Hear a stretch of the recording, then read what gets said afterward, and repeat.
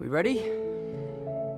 है welcome back Flicker comics channel. मैं हूं आपका होस्ट और आज हम बात करेंगे स्पाइडरमैन ब्रांड न्यू डे के नए टीजर्स के बारे में। और मैं इस मूवी की हर छोटी बड़ी चीज को डिस्कस करूंगा, जैसे कि set leaks, teaser, videos, Punisher, Hulk और इस फिल्म में नजर आने वाले नए विलन्स। लेकिन इससे पहले एक बार हम जल्दी से देख लेते हैं कि अभी तक हमें इस फिल्म के बारे में क्या क्या पता है। तो कुछ भी मिस नहीं करना चाहते हैं तो वीडियो एंड तक जरूर देखना। तो बिना किसी देरी के चलिए शुरू करते हैं। तो जैसा कि आप लोगों को याद होगा कि स्पाइडरमैन नो वे होम के एंड में डॉक्टर स्ट्रेंज ने एक स्पेल कास्ट किया था, जिससे पूरी दुनिया पीटर पार्कर को भूल गई थी, सिर्फ स्पाइडरमैन को ही याद रखे थे। और इस मूवी का एंड एक क्लासिक स्पाइडरमैन ट्रेजेडी जैसा था, जहां उसकी गर्लफ्रेंड और बेस्ट फ्रेंड को भी पीटर पार्कर याद नहीं था। लेकिन लास्ट कुछ सेकंड्स में हमें एक अमेजिंग हिंट मिलता है। स्पाइडरमैन एक नॉर्मल सूट में है जो न्यूयॉर्क की बिल्डिंग्स पर स्विंग कर रहा था। और सच बताओ तो इस सीन ने मुझे स्पाइडरमैन 4 के लिए बहुत ही ज्यादा एक्साइटेड कर दिया था। और आप लोग सोच रहे होंगे कि इसमें क्या स्पेशल है, और स्पाइडरमैन ने ऐसा पहले भी कई बार किया है। पर दोस्तों, इन कुछ सेकंड्स में बहुत ही डीप सिंबोलिज्म छुपा था। पहली 5 Spiderman movies traditional Spiderman stories थी जो न्यूयॉर्क में सेट थी और उनमें वो एक कॉमिक बुक हीरो की तरह था। लेकिन टॉम हॉलैंड की ट्रियोलॉजी ने इसमें एक नया ट्विस्ट दिया था। उसमें हमें एक high school student Peter Parker देखने को मिलता है, जिसको एक रियल लाइफ टीनेजर ने प्ले किया था। हमने उसे क्वींस या दूसरी कंट्रीज में, यहाँ तक कि अपने पास्ट वर्जन्स के साथ भी देखा है। इन तीनों ही मूवीज के बाद मुझे टॉम हॉलैंड के स्पाइडरमैन को न्यूयॉर्क में एक रेगुलर स्पाइडरमैन की तरह देखने की चाह हो गई थी। और हर मूवी में वो एक हाईटेक सूट पहनता था जो उसे आयरन मैन जूनियर जैसा फील कराता था। पर वो नॉर्मल सूट हमें प्रॉमिस करता है कि हम एक बार बेयर बोन स्पाइडरमैन को देखेंगे, जो कि बेसिक स्ट्रीट लेवल थ्रेट से लड़ेगा। मूवी के टाइटल और स्टोरी लाइन के बारे में बात करें तो हमें स्पाइडरमैन ब्रांड न्यू डे के बारे में क्या पता है। इस मूवी को डस्टिन डैनियल क्रेटन डायरेक्ट कर रहे हैं, जिन्होंने शैंग-ची भी डायरेक्ट की थी। मूवी का टाइटल ब्रांड न्यू डे है और इस टाइटल को कॉमिक से लिया गया है। जब मेफिस्टो ने पीटर पार्कर और मैरी जेन की शादी को उनकी मेमोरी से हटा दिया था, तब एक new story brand new day शुरू हुई थी। और कॉमिक बुक्स में पीटर पार्कर की ये स्टोरी लाइन उसकी लाइफ पर फोकस करती है, बिल्कुल इसी मूवी की तरह। इस फिल्म में भी पीटर पार्कर अपनी लाइफ को दोबारा बनाने की कोशिश कर रहा है। हो सकता है वो कॉलेज भी जा रहा हो, जहाँ पर पीटर पार्कर का बेस्ट फ्रेंड हैरी उसे मिले, और हैरी का भी रोल एक stranger thing fame actor play करने वाले हैं। कमेंट बताना कौन है वो। टॉम हॉलैंड ने रिसेंटली कहा था कि नो वे होम का एंड एक क्लिफ हैंगर था और ये मूवी उसे एड्रेस करेगी, लेकिन मुझे नहीं लगता कि वो क्लिफ हैंगर था। पर जेंडाया और जेकब के वापस आने की न्यूज के बाद से लगता है कि नेड और एमजे को भी पीटर पार्कर वापस याद आ जाएगा। लेकिन पीटर का पूरा सपोर्ट सिस्टम अब खत्म हो चुका है पूरी तरह से। आंट मे की डेथ हो चुकी है, हैप्पी होगन उसे पहचानता नहीं है, और ईडेड ड्रोन्स का कंट्रोल डैमेज कंट्रोल के पास चला गया है। तो इस फिल्म में पीटर को हल्का सामना करना पड़ेगा बिना स्टार टेक के। और इस मूवी के विलन्स और पनिशर के बारे में बात करें तो मैं कुछ और कंफर्म कास्ट मेंबर्स के बारे में भी जानता हूँ, जैसे सैडी सिंह जो एक अनडिस्क्लोज रोल में है। बहुत से लोग अंदाजा लगा रहे हैं कि वो ब्लैक कैट का रोल प्ले कर सकती हैं, और कुछ फैंस तो उन्हें मेडे पार्कर, जो पीटर पार्कर और एमजे की डॉटर है, उसे भी कह रहे हैं। पर मुझे नहीं लगता कि वो ऐसा होगा। मुझे लगता है कि वो ब्लैक कैट का रोल प्ले करेंगे, क्योंकि मूवी में कई सारे विलन्स ऑलरेडी इंट्रोड्यूस कर चुके हैं। माइकल मैंडो जो होम कमिंग में स्कॉर्पियन के रोल में दिखे थे, वो भी अपना रिटर्न कर रहे हैं। कॉमिक्स में स्कॉर्पियन को